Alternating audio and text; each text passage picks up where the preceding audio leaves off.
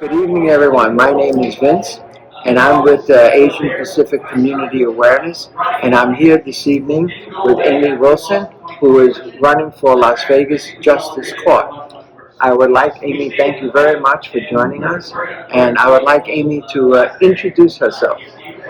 Well, first of all, thank you very much for this opportunity. It's really important to me that the voters here in Las Vegas are informed and know who they're voting for when they go to vote. I'm running for Las Vegas Justice Court, Department 7.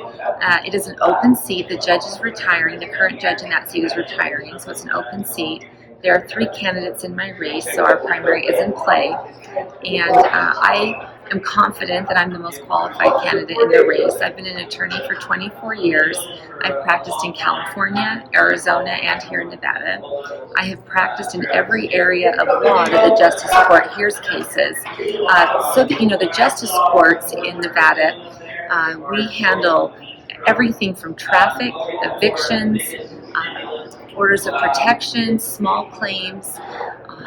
All criminal cases start in the Justice Court. The misdemeanors are handled all the way through in Justice Court. Felonies start in Justice Court, and then they're bound over for trial or a plea into the District Court after preliminary hearing or a grand jury indictment. And then also we hear civil cases up to $15,000. So quite frankly, if people in our community are going to have a contact with the court, it's most likely the Justice Court. We all get traffic tickets sometimes. That's where they go, the Justice Courts, or sometimes the municipal courts, depending on where you're cited. But it really is the people's court, because we cover such a wide variety of issues. So that's what the Justice Court is. I'm running for Department 7. I also actually sit as a pro tem judge in the Justice Court. Well, not while I'm running, but before I filed to run.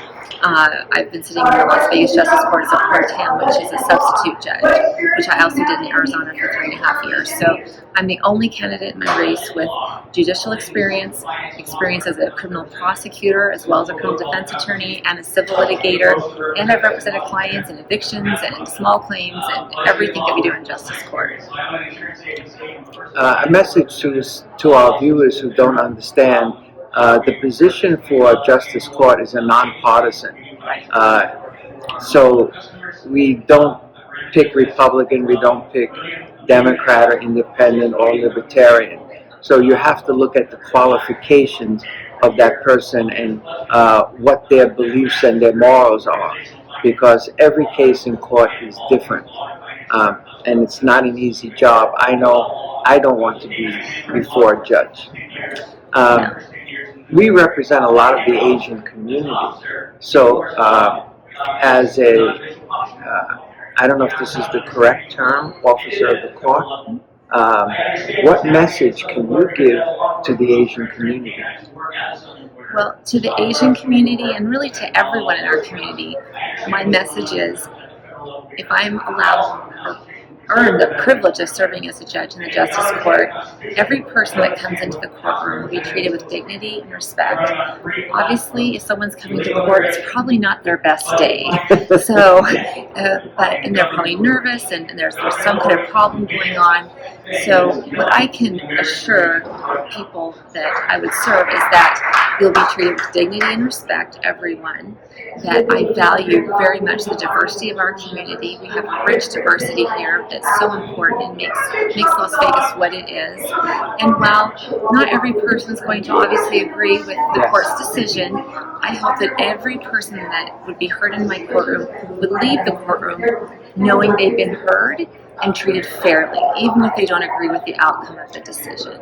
Well, that's very important, because I know from living in China over 14 years and seeing their court system and talking to my students and friends that it's really not a fair system like we have here.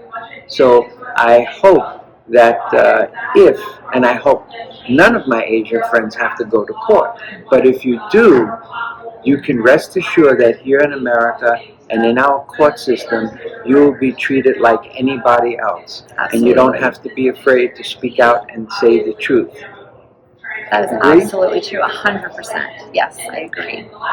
And that's been my experience. I mean, I sit as a substitute judge in the Justice Court, And so I've seen our court in action, and I've practiced as an attorney in the court. Right. And it's been my experience that every judge really does treat people respectfully and listen to both sides, and that's what should happen. Right. In justice court, is there a jury trial? There can be, yes. There can be. Yes. You have criminal defendants who are facing a jail sentence have the right to a jury trial. Sometimes they choose to have what's called a bench trial, which is a trial just before the court, the judge. Also in civil cases, as a civil plaintiff or defendant is entitled to a jury trial as well. So yes, we do conduct jury trials. So to explain a little bit to our community, a trial means that you have a panel of jurors, and they will decide the case. They listen to all the evidence from both sides, and then they decide. But you also have the opportunity just to be heard by a judge, correct? That's correct. So our system is different. And if you have any questions, don't hesitate to reach out. You can ask me if I don't know the answer. I'm sure Amy will assist us and give us information. Absolutely. Amy, in closing, what would you like to say? Well, thank you for letting me introduce myself to your community. And if you ever have events that I'd be more than happy to appear. I'd love to meet the people in your community personally. Yes, we will. We have a couple that we're planning now.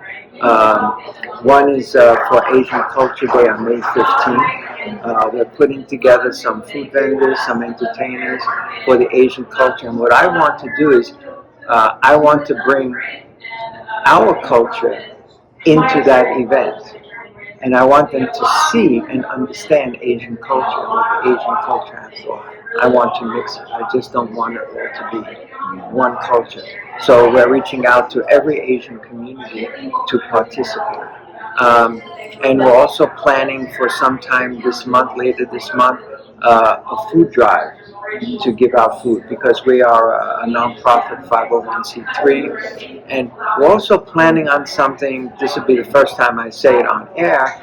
It's called candidate dating, and I came up with this idea because I like to do things differently than you see here in other events. What I propose to do is have 6 people sitting at a table with one candidate. So you would be sitting at a table with 6 people, and they would ask you questions directly. I want people to feel free to ask our candidates face-to-face whatever questions they want. You spend 10-15 minutes at that table, then move to the next table. That's a great idea. I just hope nobody takes it literally and wants to go out with one of the candidates. That's what I'm worried about.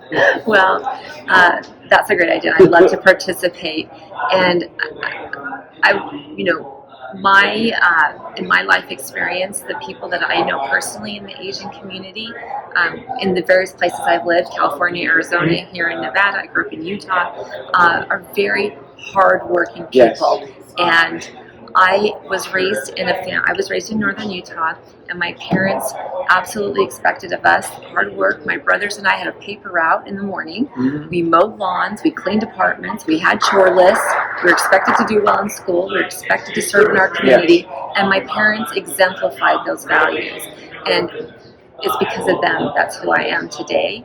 I am truly about community service. I volunteer in lots of capacities.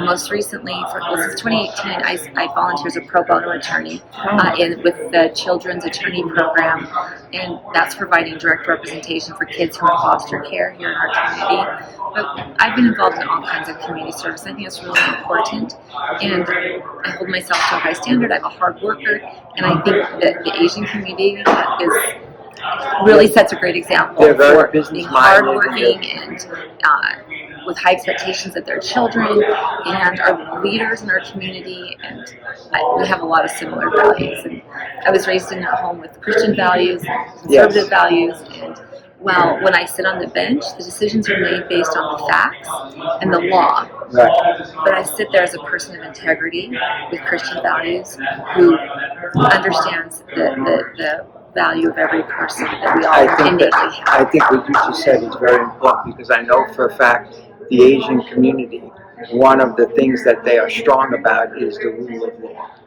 And when you're in the position that you're in, the rule of law, your integrity, your Christian background, I would say 99.9% of the time, your decision is going to be right on the money. Well, I hope so. And I want to be clear too. I mean, I was raised in a Christian home, but I do not believe for 1 minute that Christians have the corner of the market on good people. There are good people in all faiths and no faiths, and but those values of honesty, integrity, hard work, treating people kindly, and those values that's how I was raised, that's who I am. Those values sit with me on the bench. The decisions will be based on the facts and the law. I agree, but I'm Catholic, and we follow the 10 Commandments, and there are some of those commandments I think have nothing to do with religion and have more to do with common sense. Agreed. And I think that's what religion is. It teaches us that there are things that are common sense to believe in and not to do and what to do. Right.